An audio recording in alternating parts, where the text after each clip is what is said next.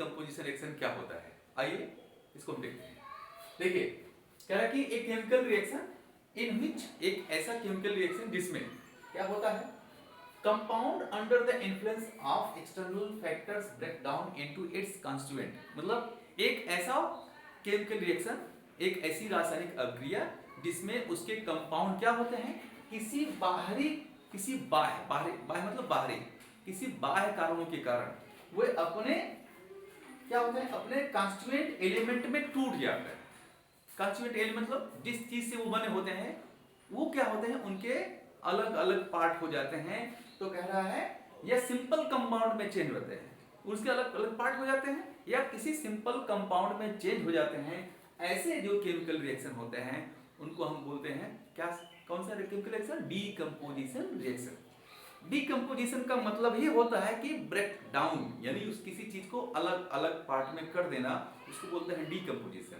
ठीक है, तो क्या हुआ, कह रहा कि फिर से देख लीजिए कि एक केमिकल रिएक्शन इन विच, एक केमिकल रिएक्शन जिसमें क्या होता है, कह रहा कि in which a compound under the influence of external factor, एक कंपाउंड जो एक्सटर्नल बाह्य कारणों के कारण, एक्सटर्नल मतलब बाह्य कारणों के कारण, बाह्य मतलब बाहरी, break down in its constituent element और सिंपल कंपाउंड, या अपने वो अवयव मतलब एलिमेंट में टूट जाता है, या किसी सिंपल कंपाउंड में चेंज हो जाता है, या ब्रेक डाउन हो जाता है। ऐसे रिएक्शन को हम बोलते हैं कौन सा reaction, decomposition reaction. For example आप देख सकते हैं कि हम डीकंपोजिशन रिएक्शन के क्या एग्जांपल है। जैसे मान लीजिए यहाँ लिया गया है फर्स्ट है ये वाला कैल्शियम, कैल्शियम कार्बोनेट, ठीक है, CaCO3। अब जब हम इसको हीट करते हैं, ठीक है, जब इसको क्या किया जाता है, हीट, ये जो सिंबल बना है ये हीट का सिंबल है, मतलब ये कैल्शियम कार्बोनेट को जो हम क्या करते हैं, हीट करते हैं। तो ये कैल्शियम ऑक्साइड और प्लस कार्बन डाइऑक्साइड में क्या होता है, ये ब्रेक डाउन हो जाता है, अलग अलग पार्ट हो जाता है इसके।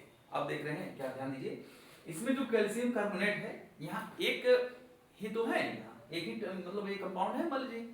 अब ये कह रहा है कि ये जब हम इसको गर्म करते हैं तो यहाँ एक ही रिएक्टेंट है, तो जब हम क्या है, जब इसको गर्म कर रहे हैं तो ये क्या हो रहा है कि अलग अलग पार्ट में ये चेंज हो जा रहा है, पहले एक था अब दो पार्ट में हो गया है। तो क्या वो डिकम्पोज हुआ कि नहीं, ये अलग हुआ कि नहीं, टूटा कि नहीं। तो जब टूट जाता है कोई कंपाउंड अपने अलग अलग कंपाउंड में, अपने सिंपल कंपाउंड में, अपने कंस्टिट्यूएंट एलिमेंट में, तो ऐसे जो रिएक्शन होते हैं उनको हम बोलते हैं डीकंपोजिशन रिएक्शन।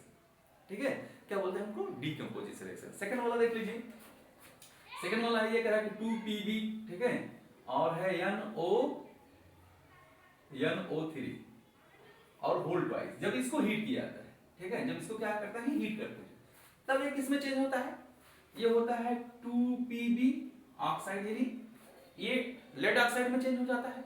और जो फिर ये एक पार्ट इसका है 4NO2 और प्लस ऑक्सीजन क्या हो जाता है, ये गैस के रूप में रिलीज मतलब बाहर हो जाता है। ठीक है, क्या होता है, गैस, यानी ये बढ़ के वो वेपराइज हो जाता है या गैस निकलता है इसका। ठीक है, क्या हो जाता है, यानी PbNO3 वोल्टाइज को जब हीट करते हैं, यानी लेड नाइट्रेट को जब क्या करते हैं, हीट करते हैं, तो यानी देखिए ये इसमें लेड ऑक्साइड में और प्लस NO2 4NO2 मतलब ये क्या है, और फिर ऑक्सीजन में क्या हो जाता है, ये ब्रेक डाउन हो जाता है, ये अलग अलग। अभी आप देख रहे हैं यहाँ एक था, एक ही कंपाउंड है, और ये अलग अलग कंपाउंड में या अलग अलग कंस्टिट्यूएंट में ब्रेक डाउन हो गया है, मतलब क्या हो गया, वो अलग हो गया है। तो ऐसे जो रिएक्शन होते हैं उनको हम बोलते हैं डीकंपोजिशन रिएक्शन।